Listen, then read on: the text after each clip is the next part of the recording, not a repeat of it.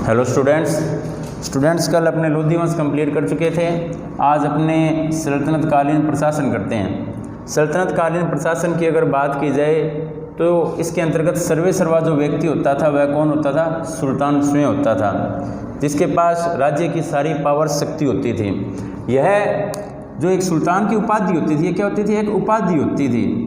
इस उपाधि को शुरू करने वाले शासक कौन से थे? तो वो थे तुर्की शासक। सर्वप्रथम सुल्तान की उपाधि कौन से शासकों ने शुरू की? तो तुर्की शासकों ने से शुरू किया। और सर्वप्रथम पहला तुर्की शासक कौन सा था जिसने सुल्तान की उपाधि धारण की? तो वो था महमूद गजनवी। महमूद गजनवी पहला शासक था तुर्की जिसने सुल्तान की उपाधि धारण की थी। राज्य की जो संपूर्ण शक्ति होती थी उस पर किसका नियंत्रण होता था? सुल्तान का नियंत्रण होता था। सारी शक्ति जो पावर्स होती थी वह सुल्तान में निहित होती थी। सुल्तान ही न्यायाधीश व मजहब दोनों पक्षों का प्रधान होता था। मजहब का अर्थ हो गया जो धार्मिक मामले होते हैं वह, और न्यायाधीश न्यायिक मामले इसके अंतर्गत आ जाएंगे। सुल्तान के बाद अगर दूसरे बड़े पद की बात की जाए तो वह अमीरों का पद होता था। अमीरों की अगर बात करें तो अमीर वर्ग जो था इसका प्रभाव किस पर दिखाई देता था? सुल्तान पर दिखाई देता था। अगर सुल्तान कमज़ोर होता तो वह अमीर वर्ग के हाथों की कठपुतली बनकर रहता। अगर सुल्तान पावरफुल होता या शक्तिशाली होता तो सुल्तान क्या करता था? अमीर पर अपना नियंत्रण बनाकर रखता था। अमीरों के दो वर्ग होते थे। एक वर्ग तो था तुर्क और दूसरा था गैर तुर्क वर्ग। शासन में अगर देखा जाए योग्यता और अयोग्यता, यानी कुछ एक अमीर जो होते थे वह योग्य होते थे, भरपूर पैसा था। कुछ एक अमीरों के पास पैसा तो भरपूर था लेकिन वह शासन सत्ता में अपनी भागीदारी नहीं निभाई, यानी कि अपने कह सकते हैं वह अयोग्य होते थे। तो योग्यता और अयोग्यता के अनुसार उनका दरबार में जो प्रभाव था वह कम ज़्यादा होता रहता था। तीसरी बात करें या तीसरे पद की बात करें तो वह कौन सा होता था? मजलिस ए खलवत। यह एक प्रकार की केंद्रीय शासन संस्था होती थी। केंद्रीय की बात करें तो ये किससे संपर्क होता था? डायरेक्ट इसका सुल्तान से संपर्क होता था।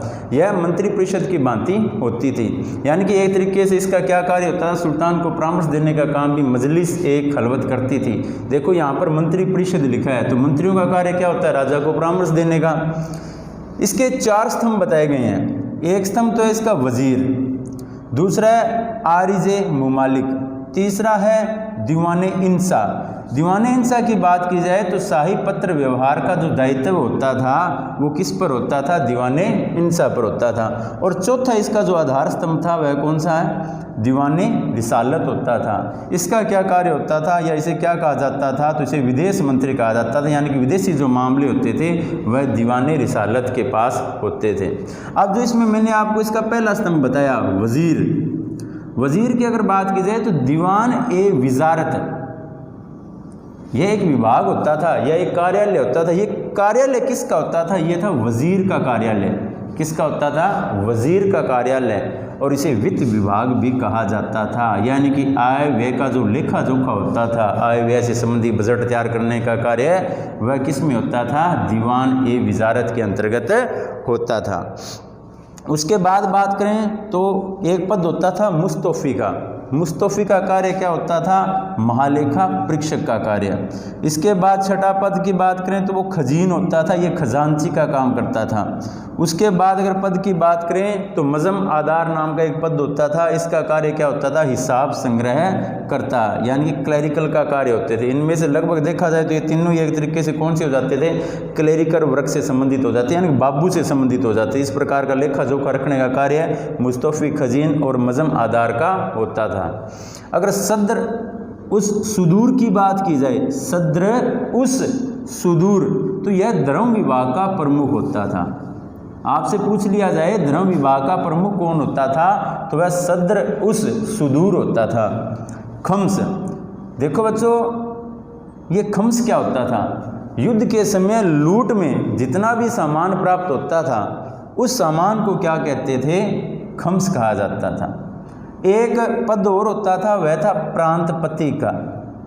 प्रांतपति कह दो इसे वली कह सकते हैं या इसे नाजिम भी कह सकते हैं। तीनों नामों से इसको पुकारा जा सकता है। अगर प्रांतपतियों की बात करें तो इसकी नियुक्ति किसके द्वारा की जाती थी? सुल्तान के द्वारा की जाती थी। तो इस प्रकार अपने सल्तनत कालीन प्रशासन कर चुके हैं। ज़्यादा बड़ा मैटर नहीं है, 10 एक टॉपिक है छोटे छोटे, घर पे इसको 1-2 बार आप लर्न करें बच्चों, आसानी से ये कवर हो जाएगा और नोटबुक में इसे नोट भी करें। Thank you.